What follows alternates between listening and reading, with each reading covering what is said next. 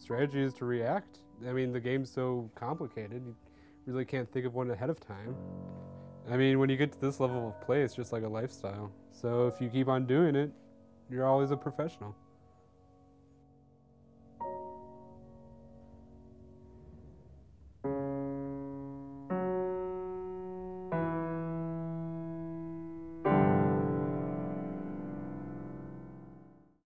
My name is Jesse Fishman. I also go by Monger, Mongolia, Mongs, Monongahela, if you're not into the whole brevity thing. I discovered Choblescones about 26, 27 months ago. A friend of mine showed it to me, and it's not a very long time to have played the game, but I picked it up and became somewhat of a phenom, I guess you could say, with it. Very good right off the bat. To prepare for tournaments and pickup games, well, I guess I like to prepare for tournaments by playing pickup games. I go to Matt's about twice a day. We practice together, and it's good for me, although he's not that stiff competition. So, which I feel bad saying because he's a friend. 3 seconds to find the piece. Piece is 3. My name is Matthew. That's all you need to know for this. Okay. I got introduced to Choblescone by my parents. I've been playing probably my whole life, and just professionally, I've been past 15 years or so. Where? Well, we have this meeting every week. So we've been doing that for a good 5 years now.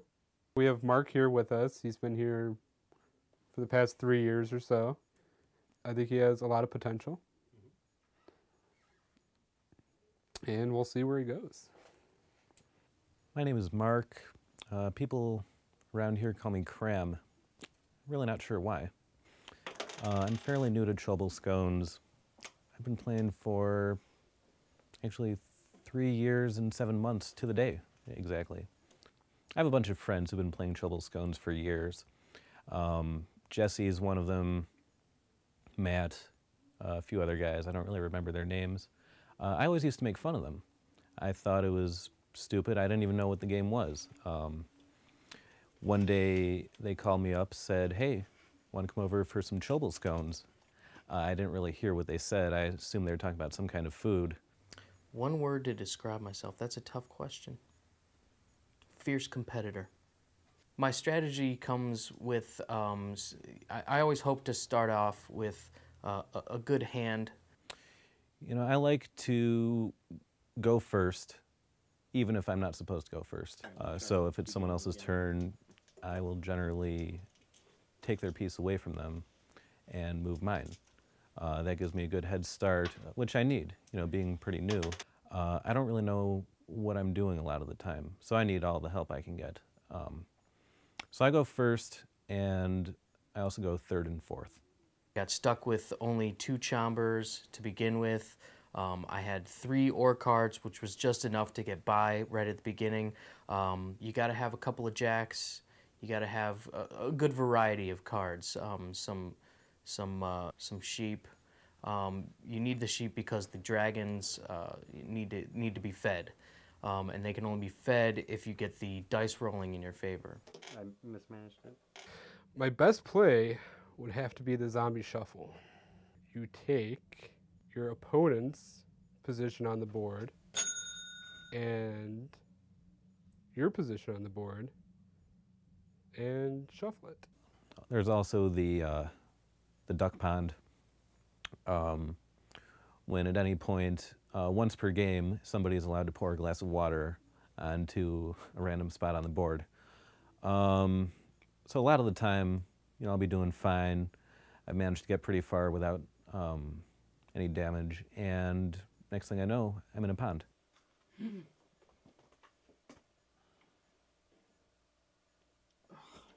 Oh. My most hated opponent would have to be my teacher.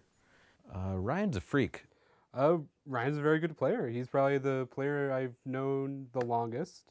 I'm determined to beat him, but he gets in your head, and it's tough to get him out. Ryan puts himself into the game without any preconceptions, and that would be his strength. I think what makes Ryan such a good player is he's just prepared for anything to happen at any time. From what I understand, no matter how many surprise attacks a guy does, no matter how many secret moves, Ryan's always ready for it. It's like he knows what the other players are thinking, and that's scary. As far as I can tell, he's the best player out there. If I ever do get that far, it's going to be a challenge. My name is Ryan Hastings. I've been playing upwards of 75 years. I'm known as a guardian of secrets. Secret, let's just say Choblescones at its most advanced state is not for a normal person. I would say within 1 or 2 minutes of being born, I had a Choblescones paddle in my hand, and I was dicing it up in the corner. When I was old enough, I was sent to live with the monks. I stayed there for about 15 years. And they, kind of polished me off, trial by fire. I did a lot of losing, did a lot of getting attacked by these crazy monks. But it builds up, endurance, it builds up experience. Really learned a lot with them, really learned a lot. Not that I like them, mind you, but I learned a lot from them. The Guardian uniform. Yeah. This is the official uniform of my station. As you notice, there are skulls on many of my apparel. It's meant to intimidate. It's meant to, bring people out of their comfort zone. It's meant to, on a normal person, it might look ridiculous. But on me, you can see. You can see the tiger socks for ferocity. The skull shoes, the skull tights, the skull shirts, the skull bandana, the boxers. I'm wearing boxers that have boxers on them. Again, promoting the violence, promoting the intimidation factor. If you come at me, I'm going to punch you. I'm going to punch your skull off. I'm going to eat it like a tiger. Many injuries that can happen. One of the most severe is a zombie in the nose. I have not had a zombie nose as of yet, thank my lucky stars. I've seen zombie pieces get stuck in other players' nose. I've had 2 zombies stuck in my nose before. Once before a game actually started. I was just goofing around. The other time was in the middle of a game. I had a face-off with Jesse, and there's zombies flying everywhere, and one of them actually did get lodged in there pretty good. I personally think I still have 1 or 2 zombies way up there. One word to describe my opponents. Friends. I've been friends with them for years now. Love hanging out. They're beginners. I know Mark's played for, I think, 3 years and a couple months. Jesse's played for a couple years. Tamis, some people have potential, and then there's Tamis. I love those guys. They're my friends outside of the Choblescones universe, but I only see them when we play Choblescones, and they're not my friends during that game. I compare their version of Choblescones to checkers, the actual version to chess. Okay, this is an example of a fully realized Choblescones board here. There are many things going on. As you can see, the scale, German. Now, the reason I play against myself many times a day is the constant training, the aspiration to obtain the highest level of Choblescones.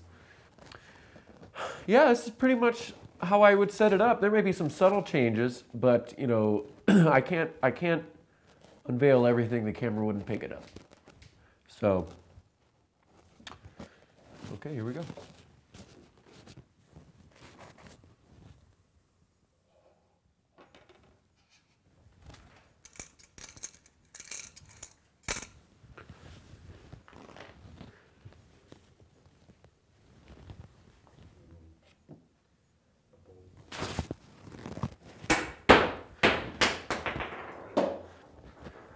That's the secret armpit attack.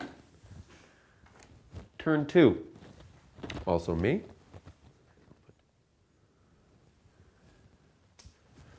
All right, round 3. Again, my turn. It's an advanced move. Ooh, actually that kills him. That was my mistake. Round 4. Round 6. Round 9. Okay, I'm gonna unblind the dragon. The Choblescone Fates are with me tonight. Powerful, powerful hand, which allows me to do this.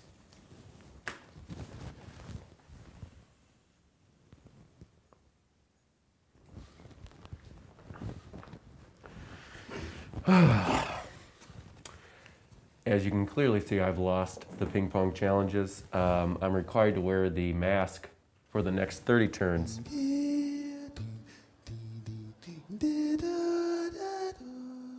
My greatest ambition in the game would be to enjoy myself. I've never actually won, and I don't care what Matt says. I don't have a good time unless I win. So I've actually never had a good time playing. I want to win because I feel I'm the best, and nobody will believe me until I win. My regrets would be that I haven't won a tournament yet. I'm going to win.